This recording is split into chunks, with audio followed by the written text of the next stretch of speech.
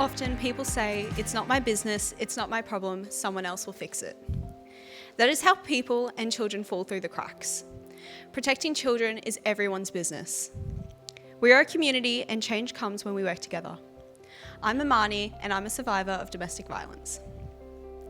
Last year, 48 women and 16 children had their lives stolen from domestic violence, and this year so far, 14 women have lost their lives and 5 children.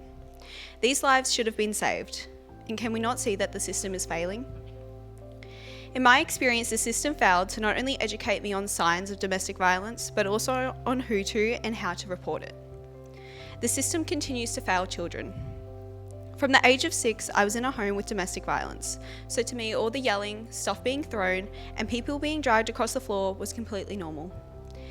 Standing at the edge of my door, waiting to see if it was bad enough for me to step in rather than sleeping, that was my normal. I thought that this was what everyone's home was like. And what happens at home stays at home, it's no one else's business.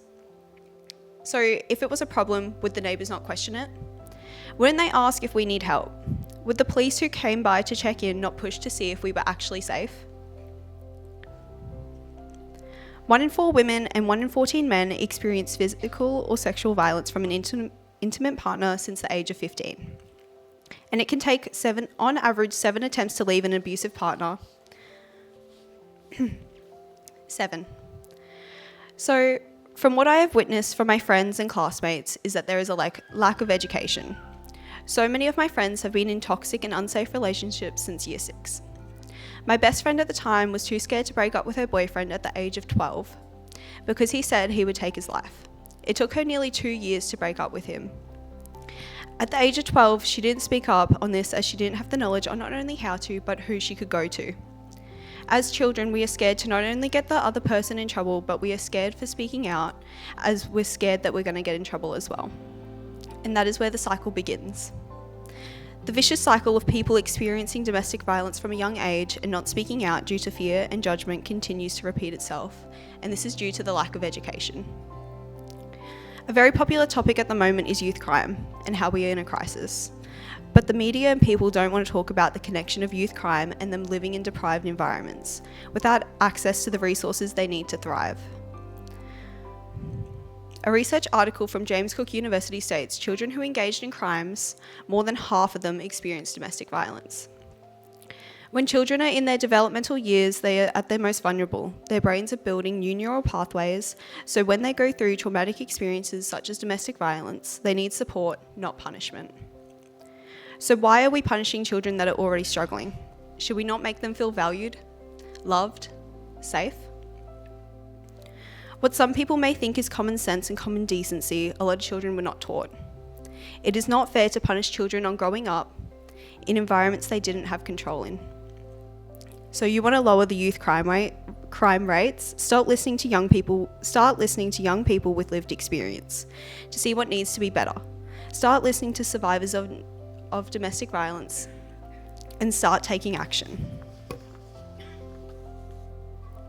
So how does incarcerating children make them feel valued, loved and safe?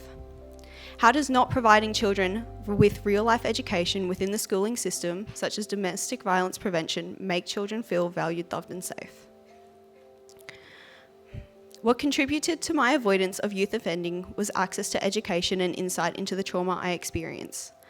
By having access to education and support services such as Youth in Search, it encouraged me and taught me healthier coping mechanisms and decision making.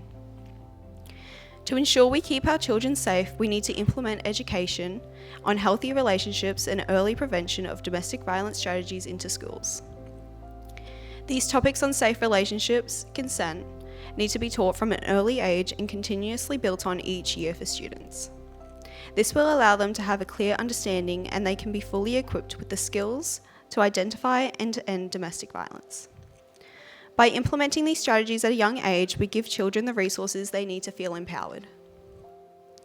I understand we have certain programs running at the moment, but no offence, they need to be revamped and continuous. At the moment, they are outdated, not engaging, and run every so often. An effective implementation would look like having relatable and engaging young people running the education programs. They could share any lived experience that they have around the topics, so children can understand the importance, rather than sitting at a desk, watching a boring old PowerPoint, and listening to someone that doesn't engage, doesn't care, and is just going through the motions.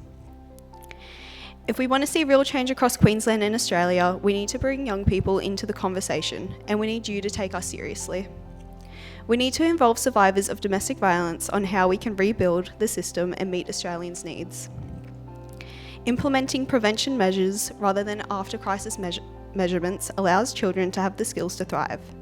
This is how we ensure not only children of today feel valued, loved and safe, but also the future generations to come. Thank you. I look forward to talking to you later today. Thank you, Ahmarni.